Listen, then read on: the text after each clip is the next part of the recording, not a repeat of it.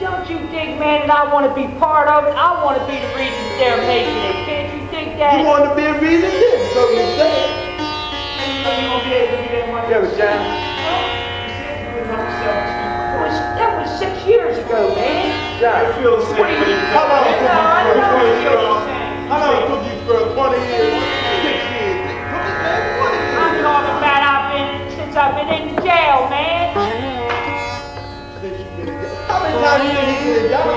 What's that got to do with it? We may have been down many times. What you got to do with it? This is Lowell James. Since the beginning of time, most societies, especially those of Western civilization, have tended to separate themselves from those of their own number who were different. The mentally ill have been confined to hospitals or institutions with infamous reputations, such as London's Bethlehem for the insane. Those convicted of criminal activity have been sent away to prisons, penal farms, or other correctional institutions far removed from the rest of the population. Likewise, others with different problems, such as alcoholism, drug addiction, psychiatric disorders, or incurable diseases, have been confined to separate facilities. With certain humanizing variations, this practice has continued into the 20th century, often for practical reasons, sometimes because of simple inertia, often because we have neither the time, patience, know-how, or finances to pursue alternative methods. Yet today there is a growing feeling that at least part of our institutionalized system is not working. In November of 1970, at the Johns Hopkins Symposium on Violence, keynote speaker Dr. Milton S. Eisenhower charged that much of the blame for crime in the United States must fall on the failure of our correctional institutions to perform their main function, that is, to correct. Prisons have earned the label schools for criminals. Indeed, in most of our detention places in this country, the prisons, we put the first offender in with a hardened criminal and they all come out hardened. Inside the prison walls, our terrorist societies rule more by prisoners than by guards. Lacking equipment and sufficient professional staff, prison training programs are outmoded and rehabilitation services are wholly inadequate. At the end of their terms, most prisoners are thrust out on the street without meaningful help and readjustment.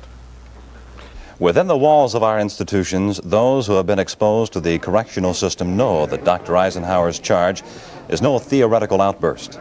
Too often, the person returning after having paid his debt to society finds that he is handicapped in a number of ways. Besides having a record which will make it difficult to find a job, he is often without responsible friends or associates to help him readjust to life on the outside. Well, upon my last release, when I left here, I had $13. I didn't have a place to stay, and not even didn't have a job. So, like, I was faced with no money, no job, no place to stay, and every place I went, you know, it was the same thing. Have you ever been locked up? And I'm trying to be real and truthful as possible. Yeah, I've been locked up, you know. So we sorry, but our policy is that we don't hire ex-convicts, you know. So, and like, people in the neighborhood, you know, all society itself, you know, just frowned upon, didn't fuck upon me and just said, you know, like, it's nothing we can do for you because, you know, like, you're an ex-convict, man, you know. So I went all through all the changes. I had only one thing, man. Like when I came in the joint, I knew one thing. I came in as a thief, man, you know. And society was about to drive me back into what I knew how to do best, to steal. Don't get me started on that. Like I said, I did 25 years in 4 different institutions, and they failed. What I'm doing now, I'm not doing because of what the institution did for me. I'm doing it because I'm tired of them damn places. I'm tired of seeing friends of mine go back there when it's not necessary, and I'm tired of old men like myself coming out with nothing to go to but them gutters in that street. And after 25 years, and they come out with $20 in their pocket, don't have any friends, done severed all connection with everybody they ever knew, don't even have any gangster friends left that can help them because they're all dead or in the joint. So what can they do? They either sit in the gutter and drink wine until they fall over and pass out and the Salvation Army gets them, or some alcoholic ward, or they get a pistol. If they've got any pride left, they get a pistol and they go take some money from you or anybody else. And this is what I don't want to see because like I say, these guys are my age, they're through. They don't want to go back. And I don't see any sense for them going back when they can, all they need is a room and just a few necessities to live with. Although those who have been institutionalized as a result of criminal behavior offer the most vocal and dramatic evidence that there may be some deficiencies in the practice of suddenly withdrawing a person from society and then just as suddenly thrusting him back, there is also evidence that the purely institutional approach may be deficient with regard to those suffering from alcoholism, mental retardation, or other illnesses.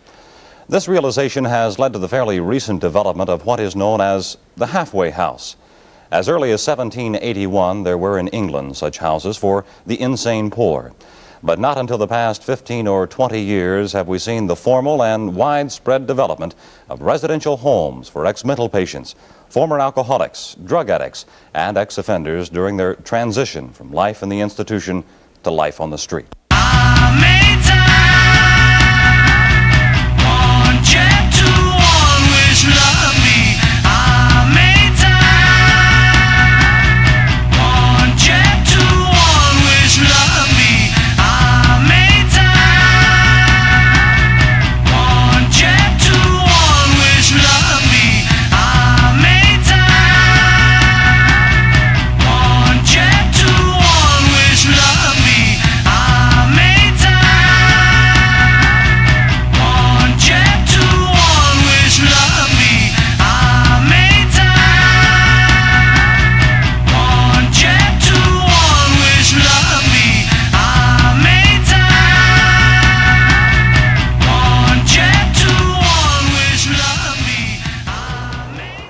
In Baltimore today, there are more than 30 such halfway houses.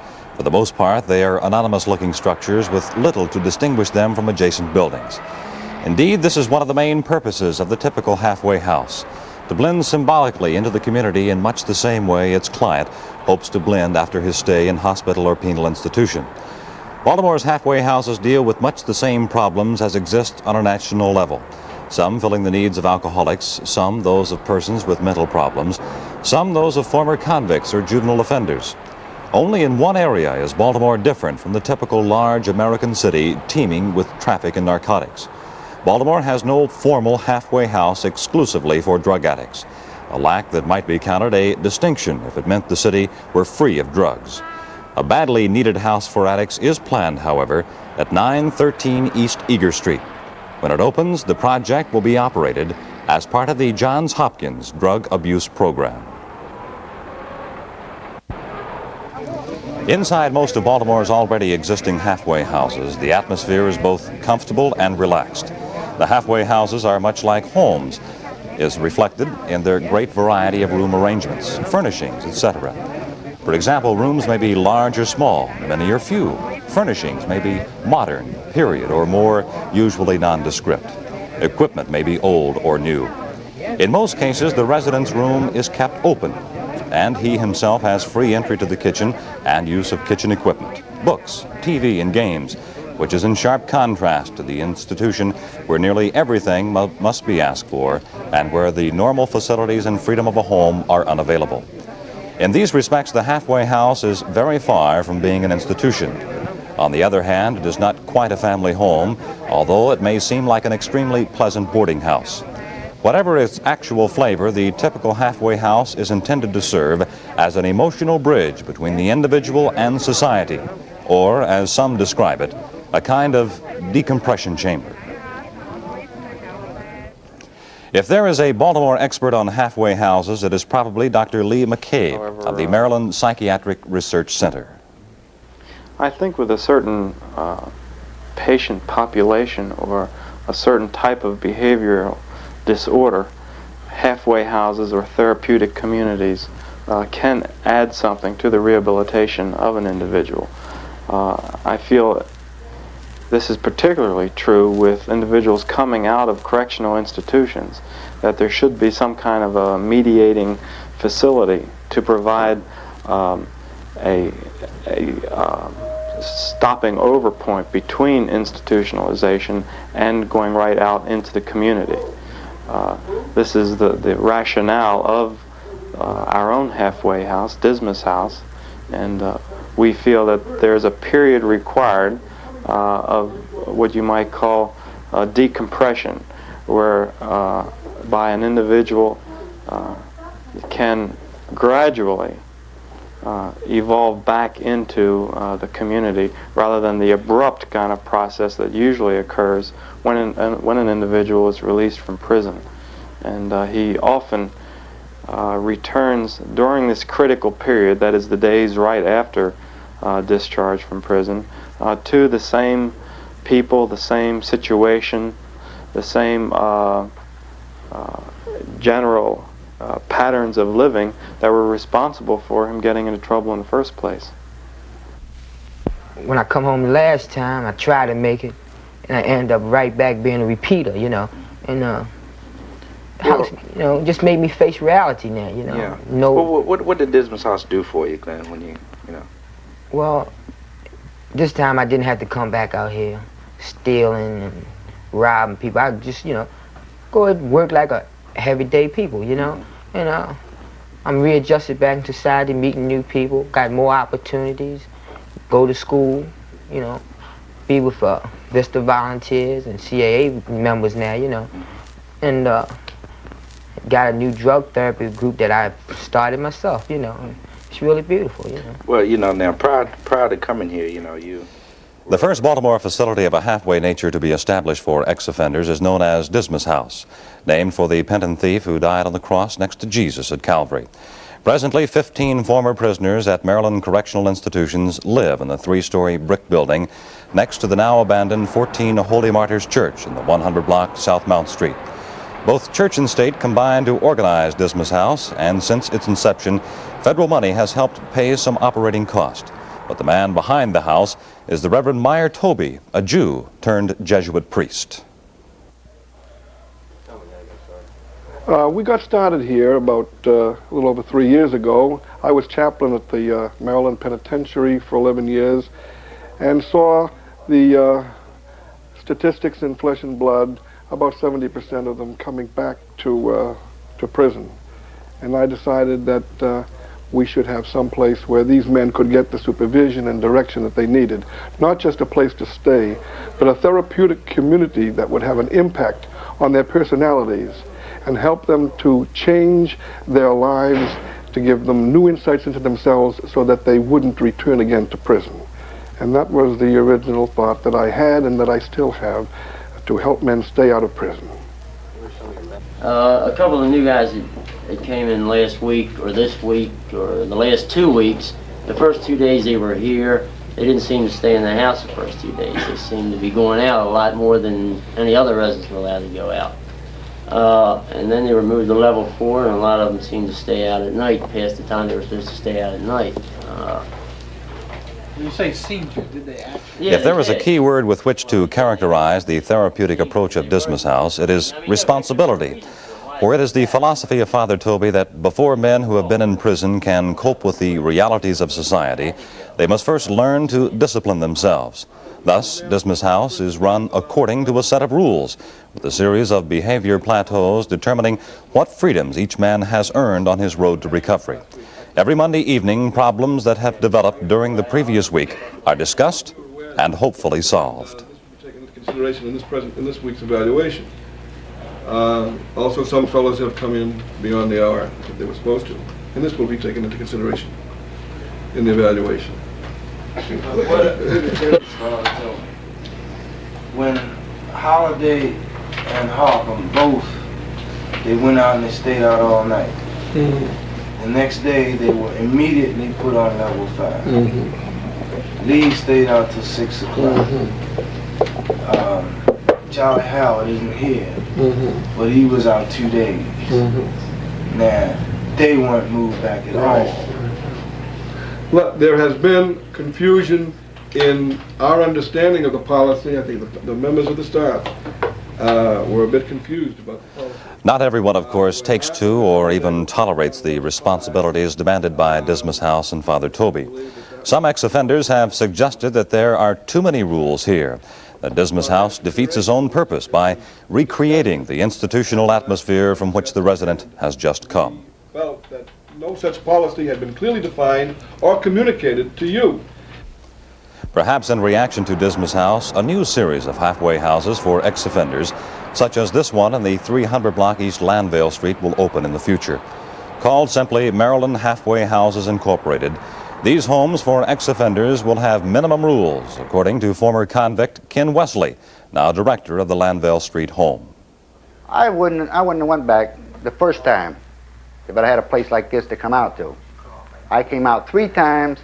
I was stuck in places like, they called them halfway houses, but they were miniature prisons. Like, and I will say it, I don't care. Father Toby's is a miniature prison. You can't go across the street and say hello to a friend without a counselor going with you. You're a free man. I have a man living in my house now, had left his house on this same premise.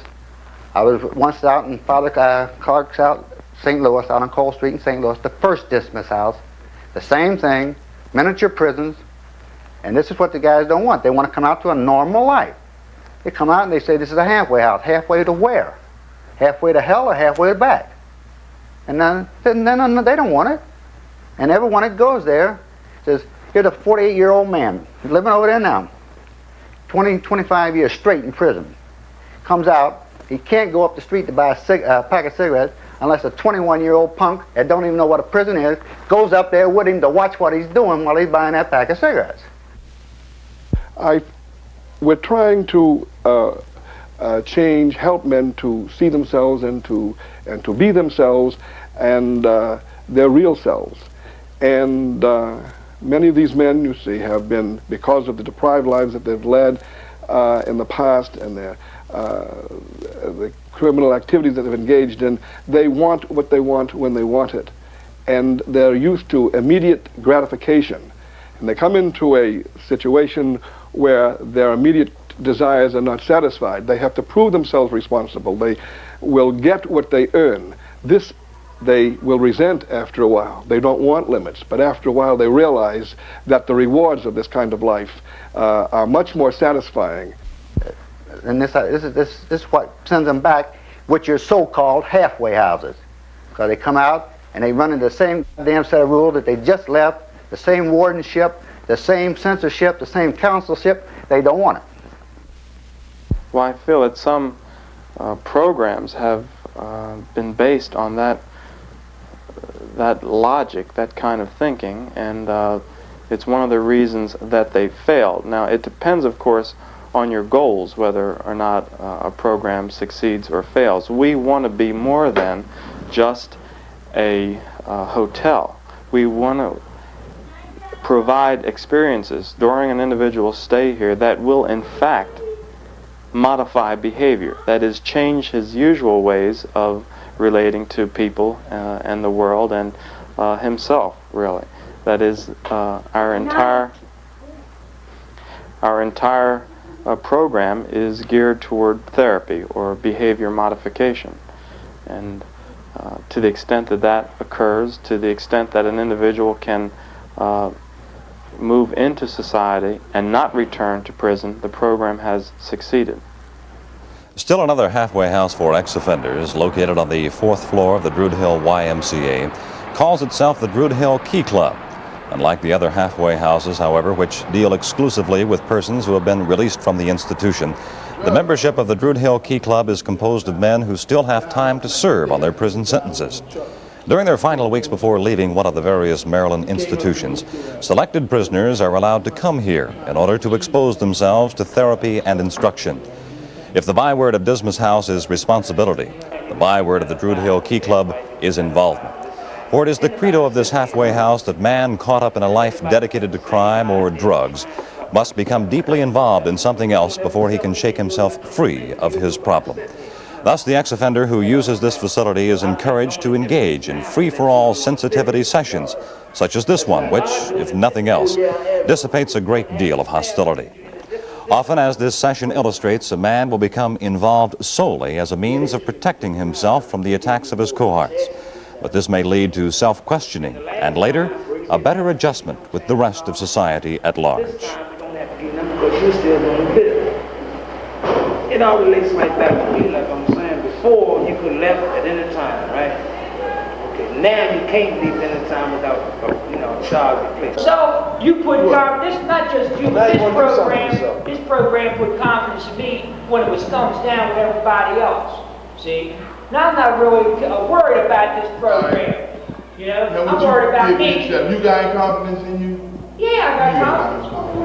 But it's a matter of opinion. Do you have confidence in you? Or are you so great that you above everybody else? I didn't say I was above anyone, but I'm... Well, how can you tell me that I ain't got no confidence? If you slow down, I'm gonna tell you. That don't mean nothing because you're working. Because you're working, don't mean nothing. Hey, look, man, like when I was in there, man, I don't think nobody was as sure as they had it made, man, as I was. You know what I mean? I mean, I just knew that I had this thing with, man, you know. I don't think nobody was as sure as I was, man, you know. And I went out there, I had a job when I left here. I had some money. I had money coming to me in a couple more days. Went out there, I got me an apartment, you know. And I thought things was gonna go right, man, but the first night I left here, it was on Friday. I left here Friday night. I brought me a pint of wine, man. I got drunk. I couldn't fall. I got drunk. The next day, man, I was fine. The next day. Well, I understand that, Eddie. So, but what I'm asking you, but think what I'm asking you now. You said that you didn't help yourself. You know what I mean? So hit me because I want the same thing. Give it to you this way. Psychologically, I feel stronger than I've ever felt before. I've been released many times, just like you. The thought of being an ex-drug addict will always, I've accepted this, will always lie within me. Wait a minute, man. Hey, John, wait a minute. Can I answer my own question and then you can have it? Yeah, Would you show a little bit of courtesy? Do is help. No one can say for sure how successful the Druid Hill Key Club's methods are, but Russell Jackson, administrator, believes they are considerable. A former drug addict and ex-convict, Mr. Jackson conquered his own problems by becoming involved in the problems of others like him. He believes this is the key to any success he has had in keeping other men from going back to prison. By getting a man involved in something constructive, by getting a man to take all of that energy he's got to be out in the street 24 hours a day, boosting and hustling, and attempting to think of something constructive as far as employment, number one. To be involved, like I told you, is only one of three things a man would or could get involved in to stop from using drugs. So there's a religious thing, there's an alcoholic thing, and the fear of going back to the institution. All we're concerned is stopping him from going back. If it's because of putting the fear in him of going back to the institution, good. His whole lifestyle is something that he hasn't even thought about. Number one, that involves, and 90% of people coming through here are ex-addicts, is how to get money, how to get drugs. He woke up when he was sick, he went to sleep when he was high. He never thought about saving $1 for anything except to get drugs. Anything else he needed, anything he wanted rather, not needed, he stole to get it. Or he had some other angles to use to get it. So we have to just take him and just about damn near brainwash him to get him to think on constructive lines. And this is the sole purpose of the program. Besides the half-dozen halfway houses for ex-offenders in the Baltimore area, there are more than a dozen houses for persons recovering from acute alcoholism. Chip House on Calvert Street is an example of this type facility, which relies heavily on group interaction and fellowship as a means of rehabilitating its residents. Besides Chip House, which has no specific affiliation with any religious organization or hospital, there are names such as Alpha House, Bridge House, Echo House, Pathfinder Homes Limited, Valley House, and Welcome Homes of Maryland, as well as alcoholic recovery units at Johns Hopkins and Providence hospitals. In addition, the Maryland Department of Health and Mental Hygiene plans to partially fund several more units in the future under its Division of Alcoholism Control, which promotes the development, provides consultation, and informally approves programs dealing with the problem of alcoholism. As for the methods of Chip House, they are hardly revolutionary. The regulations of the house prohibit liquor on the premises, and the rule is enforced, where each man knows that one drink may destroy many months of hard work on his part. Thus, with the help of lots of coffee, as well as weekly meetings sponsored by Alcoholics Anonymous, the men of Chip House are able to take one day at a time, in their struggle to beat their problem.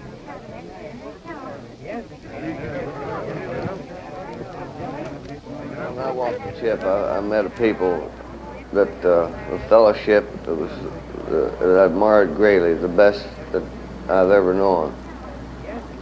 And we understand one another here. We know that we've all had the same problem. We are alcoholics, and we keep no secrets from one another. We admire one another and respect one another. And we help one another any way we can. We keep, and we trust one another. The fellowship here is great, and whatever one can do the other to help him on his feet, we do. Went through a bad experience when they took you back to And if there is a key word for the type of therapy used at Rehabilitation House for the mentally retarded, it is simply love. I was upset when I got to Springfield, and I thought to myself, well, I didn't want to be back in a sort of like Rosewood, being locked up, and I just wanted to come back and have my freedom. Do you feel as though you're free here? I feel like I'm free here with all the staff's help. Yeah, I know you went through a very, very bad thing, and it was hard to feel as though that you were rejected. But you remember when I told you that your mother had to make a life for herself? Yes, ma'am. This is very important. When your father passed away, she lost a dear one, whom she loved and you loved very much. And it was very hard for both of you. And she's going through a time, and you feel as though that she's just put you out to sea, but this is not true. In her heart, she still loves you. But working together, if you and I can pull together, and you can show your family that you can do these things, then they'll all say, we want her back, you know? Don't you think so? Yes, ma'am. Huh? Yes, ma'am. Okay, well, we'll try this, you know, we'll try working, you know, hard together. This is very important. And I want you to listen to me and obey me and do the right things, because actually you know right from wrong. You know, you know when you're being bad. Bad and being not bad. And you know that I love you. You know that. All right. That's very important. That's why I don't want to leave here. That's why I don't want to leave here. All right, well, you don't have to leave me, but one day you might have to go back with your mother. And I know you love me and I love you, and I'll miss you if you go back. But that still is your mother. See, I'm just a pretend mother here for the time being, right? Okay, all right. Perhaps the most congenial of all Baltimore's halfway houses are the two rehabilitation homes for the mentally retarded, which were established in July of 1967 and July 1969 through the cooperative efforts of the Friends Medical Science Research Center, Rosewood State Hospital, and the Maryland Division of Vocational Rehabilitation. The two homes, one for men and one for women, are situated side by side on Mount Royal Terrace, convenient to bus lines, shopping centers, churches, and recreational facilities. At present, both homes are full, which means that there are 36 clients at the residence or call.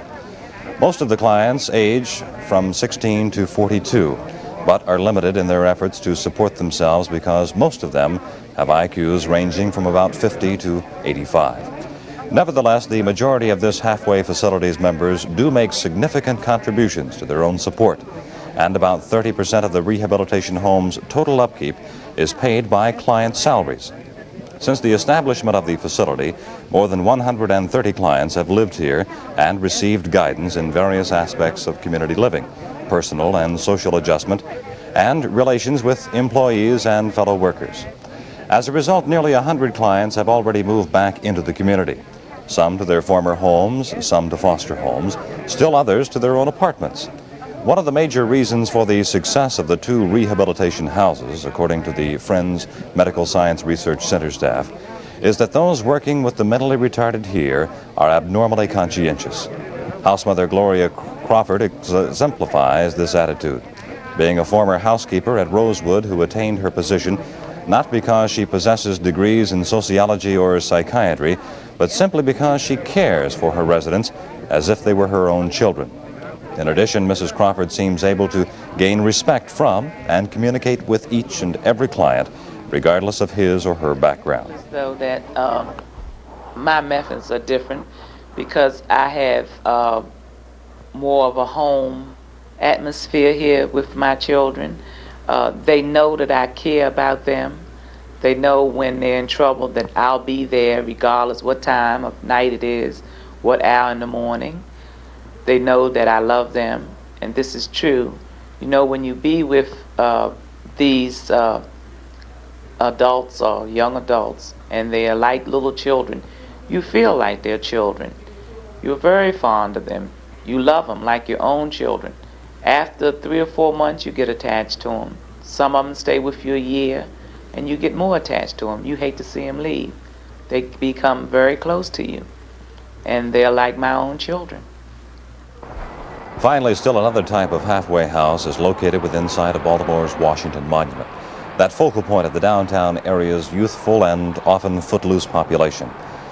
This is the Fellowship of Lights, which calls itself a kind of youth crisis center for those young people of Baltimore and other cities who suddenly find themselves unable to cope with any of a number of problems.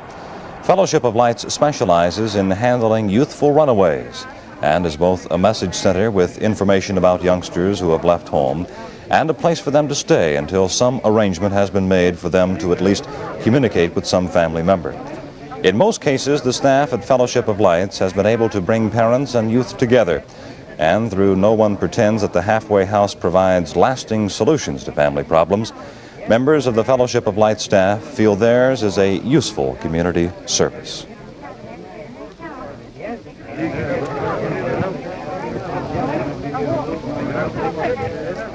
In addition to posting information on runaways and even tracking them down, the Fellowship of Lights also offers the facilities of a youth hotline for those who suddenly feel the need to talk or thrash out a problem.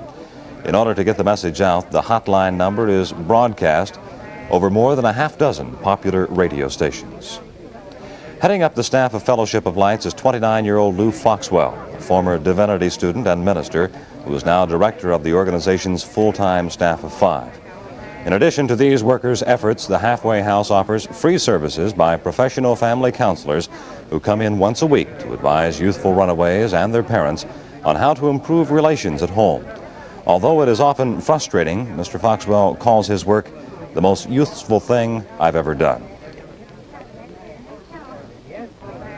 Obviously, runaways enter the office at Fellowship of Lights all times of night and day. On this particular evening, a 14-year-old boy from Massachusetts arrived just before 11 o'clock. Because it was the young man's second visit, Lou Foxwell was able to interview him with more than usual insight. Because of his age, it was necessary to mask the upper part of the young man's face. Arthur, you've run away from home twice in the past week.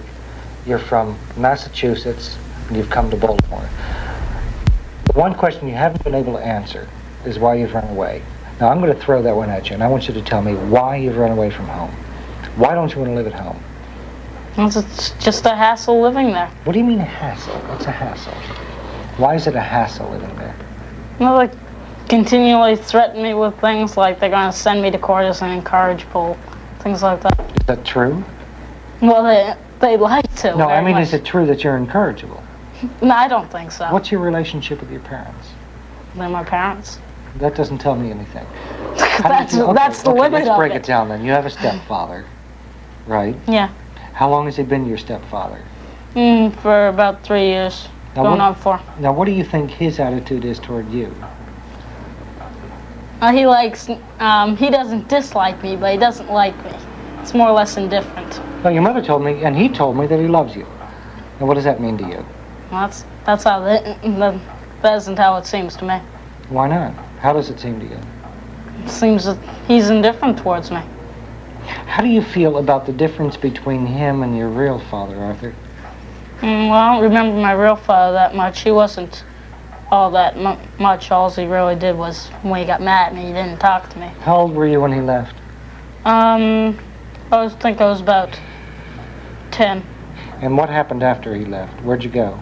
I went to some Edgemead school. You know, what was that, a residential school? No, it was a private school. What's wrong with your lips? You've got scars on your lips. What's caused that? It's just chapped. They're Because it's chapped? cold up there coming down here. Yeah, pretty nasty scars. You have to have it looked at. What about this business with your stepfather? Now, the feeling I've gotten, I've talked with your mother and I've talked with your father. I've talked a little bit with you, and some of our other people have. You came to us about a week ago, and we sent you back. And when we sent you back to Massachusetts, the deal was that you were going to go into counseling. I lined up a counselor for you. Your parents had one lined up, so there were two possibilities available, and you decided against both of them, right? I went to see some man at a clinic. I think you went to the mental health clinic. Yes. Yeah. Why didn't you wait for the other one? Why didn't you wait for the one that I had lined up for you? I don't know, because I didn't hear anything about when I was supposed to. Well, you were supposed to go. You were supposed to go yesterday, actually, which is 3 days after you left home. But you knew that you were going to go. Now, what made you leave? What made you leave? Why did you leave? Well, when I went back there, I figured things might have changed a little bit. When I got there, it was more or less the same. But then the next day, they started getting angry at me for everything. The next day, they really got angry at me for everything. Next day, they started batting me around. What were you doing? What were you doing that caused them to be angry, Arthur? Nothing what I normally do. Which is what? Well, sometimes I just don't do things maybe to suit them. I am not one of those people who is very good at cleaning up things. Yeah, okay. And I leave everything a mess. And you know that that's going to make them angry, right? Yeah. Yeah. Okay. Almost Why is it then that you intentionally cause your parents to be angry with you? I don't intentionally cause You just said you did. You just said you did. I'm going to call you on that. Because you said that you knew that your behavior would make them angry. So you knew that you were going to make them angry. Yeah, but that's just the way I act. Why'd you set it up, Arthur? Why'd you set it up? It's not just the way you act. You act that way because you want to. Because you choose to. Now you set it up. You set your parents up to come down hard on you so that you'd have an excuse for running again. Right? No. You had in the back of your mind that you were going to leave again, didn't you? Yeah, I figured I might have to or something like that. You figured you might have to? What do you mean you figured you might have to? I figured I not actually have to. I figured I would probably end up leaving again. You knew that you would, right? Yes. You knew that you were going to leave again. Yes. After you went back, you knew you were going to leave again. Yes. So you already had it set in your mind, after you went back home, after running away the first time, that you were going to leave again. Why?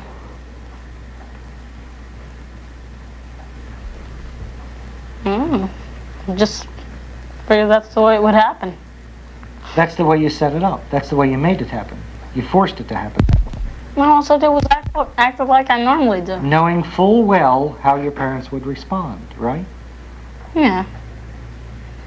So you knowingly set the thing up so that you would have an excuse to leave again, and so that you would be able to justify yourself in leaving. I didn't actually set it up so I could leave. I just acted normal. But you knew how your parents were going to respond. They usually don't respond like that. They usually don't get so angry at me like that. They got angrier than they normally would. Yes, Is that what you're much saying? angrier than they normally do. Can you express that to me? In what ways did they get angrier? Well, not actually angrier, but they took more drastic measures. Like what?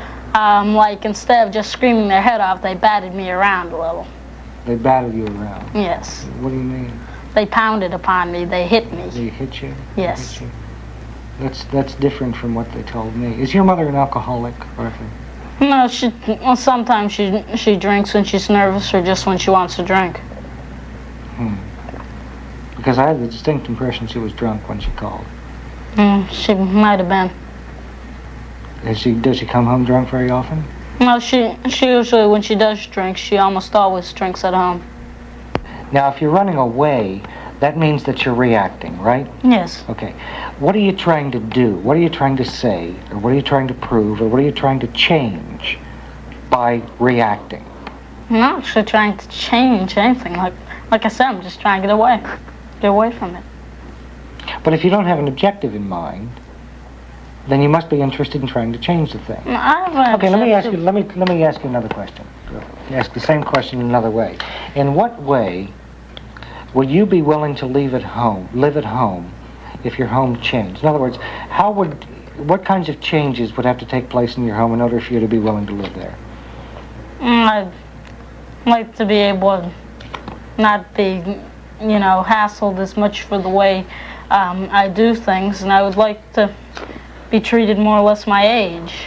They treat me more or less about 3 years younger than I really am. Well, your parents told me that they try very hard to give you as much freedom as you want. That's what they say. Well, maybe they think Do they say that to you? No. They don't say that to you? No. So that they're schizophrenic. In other words, they say one thing at one time and they do another thing at another time. They say one thing to me and they say a different thing to you. Is that what you're saying? Yes. That doesn't make sense to me. Why would they do that? I don't know. You really believe that that's what they're into? No, but they have never said that they try and give me as much freedom as I should have. They usually give me as much freedom as they feel they want to give me, and which usually isn't too much. You seem to be preoccupied with your parents, Arthur, as though they were the major concern in your life. Now, you said to me a minute ago that it wouldn't matter what kinds of changes happened at home. You still wouldn't be willing to go back there. I don't believe that. If that were really true, at 14 years old, you wouldn't even be thinking about your parents. You'd be on your own, you'd be independent, you'd be flying, you'd be gone somewhere. Well, I but just you haven't left, done so that. I have to. No, you really haven't. No, you didn't. No, you didn't. You've left twice, and both times you were picked up. Both times you got back to your parents. Both times you asked your parents to get you out of trouble. Now, that's going to continue to happen until you get square with yourself. And you're nowhere near squared with yourself. You know, you're going the same route over and over again. The dominant people in your life continue to be your parents. They continue to be the most important people to you. Now, what is it about your relationship with your parents that has to change?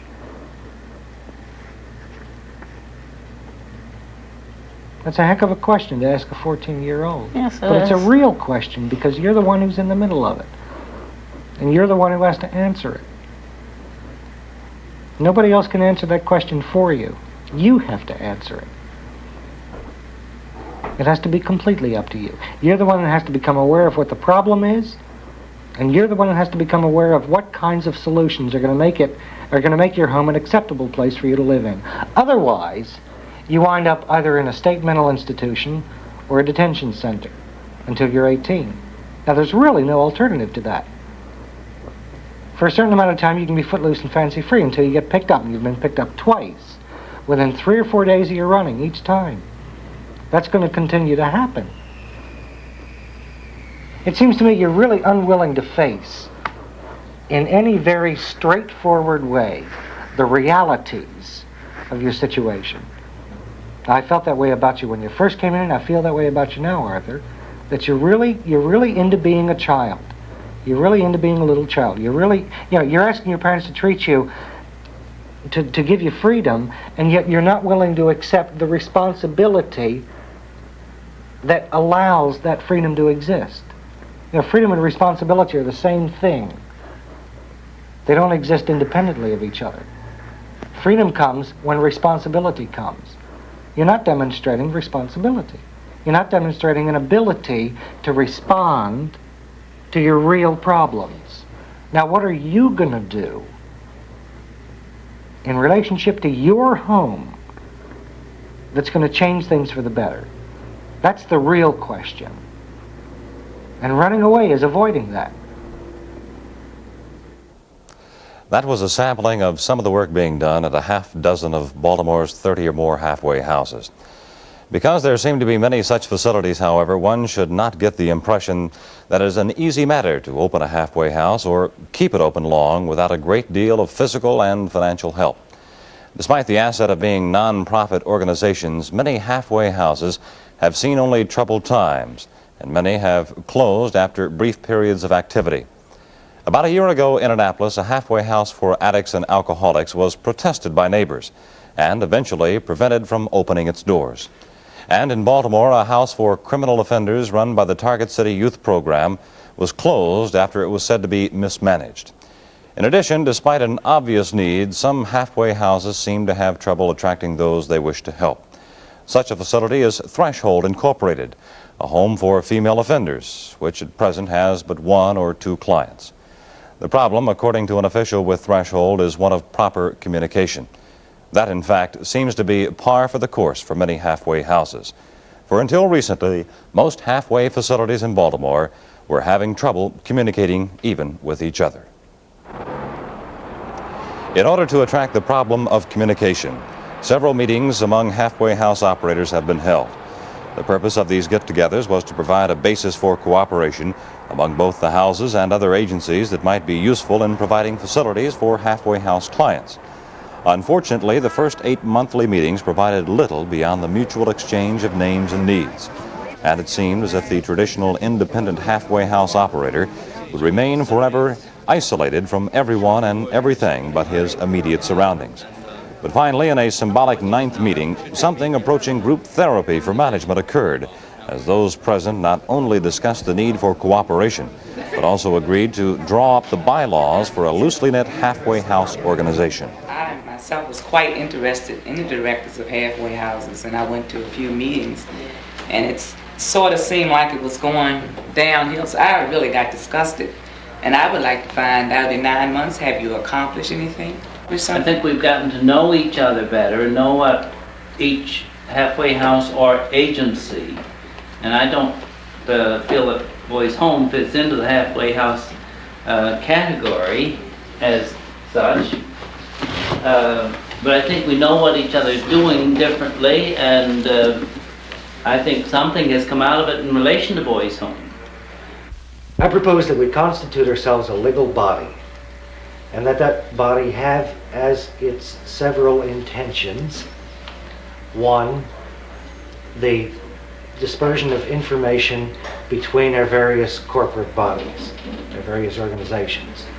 Number 2, that it have as its responsibility. But the need for cooperation is just one of many problems facing the halfway house operator.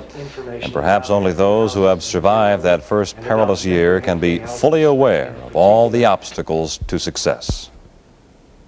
Dr. Lee McCabe, Dismas House. I would say that often they fail because not enough time is spent in training staff. That frequently the thinking is that all you need is a desire to help, whereas we feel that it requires more than just desire, but also a certain amount of training and skills to make a halfway house go. And especially in training in skills and principles of behavior and psychology. Often the house will rise or fall depending on the counseling staff. The main problem is getting someone to believe that the type of program that we have would be successful. The type of program that would have ex-offenders running the program, from the director all the way down to the lowest man in the staff. The majority of us are ex-offenders. Although we found out that in dealing with people, a man doesn't really have to be an ex-offender to become involved in this type of work. Gloria Crawford cites another problem. No cooperation. Everybody wants to be the boss, and you can't do this. You got to have one boss, one person laying down the rules. A lot of halfway houses have a lot of people that are involved with it, and instead of the person that's in charge of the halfway house taking charge, the social workers come in and take charge. I haven't had this problem. The social workers and the counselors and we work together. It's nice to have degrees and things of this sort, but sometimes it takes a little mother wit to run these type of homes. Finally, there is the ever-present problem of finances. This is the upper floor of the Fellowship of Lights House. At worst, it is unsanitary. At best, it is merely depressing. The building is old and badly in need of repair, of course, but because of the new organization's financial plight, few renovations have been made. Such financial binds are not uncommon, and it has led many halfway house operators who pride themselves on their independence to seek federal assistance. But while federal money may help provide paint and wallpaper, it may also create new problems of red tape. Thus, the typical halfway house operator, frequently caught between his desire to help the community and financial pressure, may occasionally ask himself if he, like his client, is really halfway to anywhere.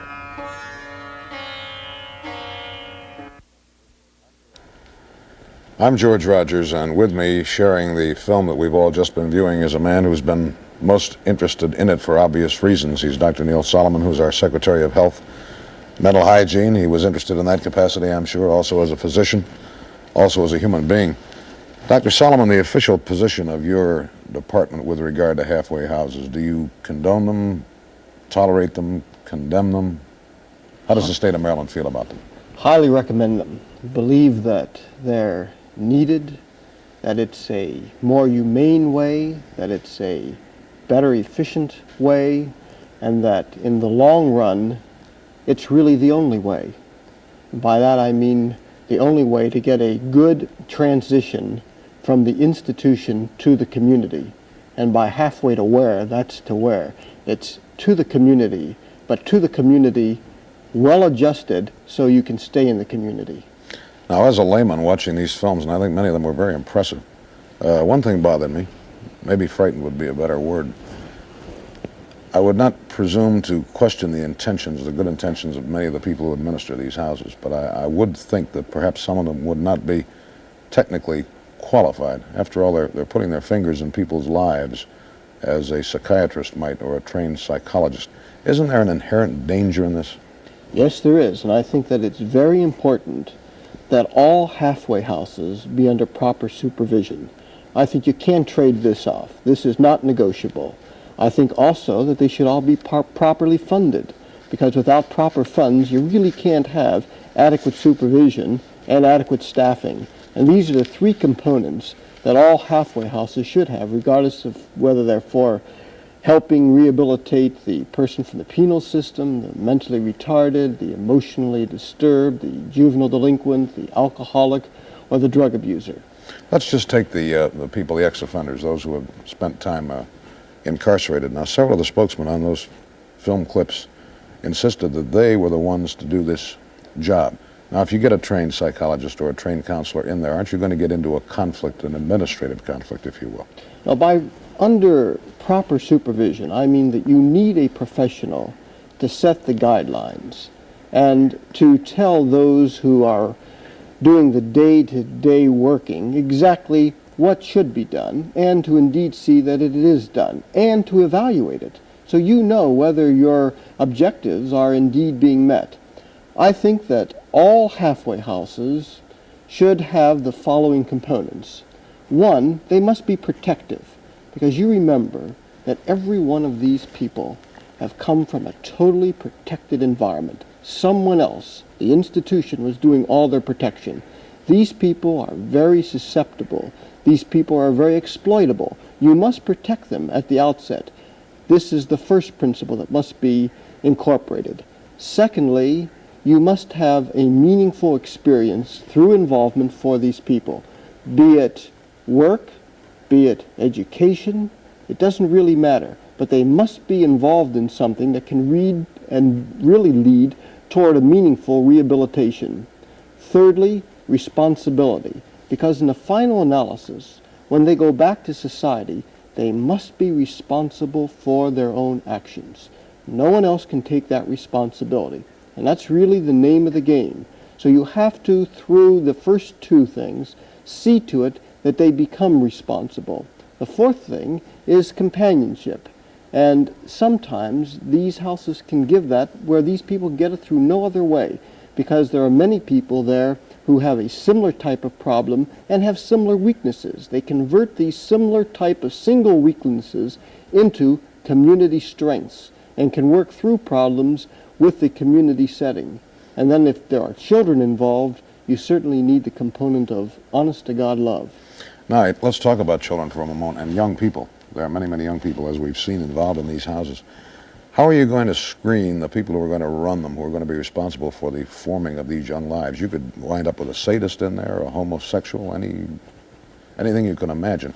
Who is going to determine who is going to be able to open and operate a halfway house and who is not? Well, certainly in all halfway houses that the state is involved with, there is very adequate and ample screening of all personnel. Now, can a halfway house start by themselves on their own private funds with no type of regulation? That's what I'm asking, basically, I guess. The answer is at the moment, yes. This could be done. I think this is wrong. I think that there should be adequate controls. And as a result of this conversation, I'm certainly going to look into that. I have heard the expression used, group home, applying to a similar type of institution. Is there a difference between a halfway house and a group home? Yes, the concept is different. A halfway house means you're halfway into the community. And usually you're in a halfway home for less than a year, usually significantly less than a year. In fact, usually less than 6 months. On the other hand, the concept of a group home is different. It means you have a problem and the circumstances are such that it may be very difficult for you ever to go back into the community. And you're committed for a much longer period of time. Again, usually well over a year. Perfect example being the elderly alcoholic who has no family whatsoever can't possibly make it on his own. He would go into a group home, which would be a sheltered type of life for him. And he may spend the rest of his life there. Let me ask you this, and it might be a stupid question or merely a matter of semantics. We say a halfway house. Why not a quarter of the way house? Why not a three-quarter of the way house? A series of graduated steps through which these people could progress. Not only isn't this stupid, this is the modern conceptual thinking. The idea is, from the institution, you go gradation-wise through first a quarter-way house, then to a halfway house, then to a three-quarter-way house, and then into the community. Let me give you a perfect example of this. At Rosewood, there are patients there who could better benefit from being in the community. As a result of that, we set up what are called quarter-way houses. The quarter-way houses where we took 100 patients from Rosewood and moved them down the road to Mount Wilson. Now, they stayed at Mount Wilson. They lived at Mount Wilson, which is an institution, but they went out and worked. In other words, they were 1/4 into the community. We protected them by having them live in the institution. We gave them their food. We gave them their lodging. We helped rehabilitate them. But during the day, they worked. Now, those who showed that they could hold the job, they could do a good job, then will move to a halfway house, where not only will they work in the community, but they'll go to school in the community, and they'll no longer live in the institution. They'll now live in a home in the community where eventually they'll end up. Then they can go to a three-quarter-way house, such as at the YMCA, where they're about ready to leave, and they use the YMCA for sleeping and eating, but they live in the community all day.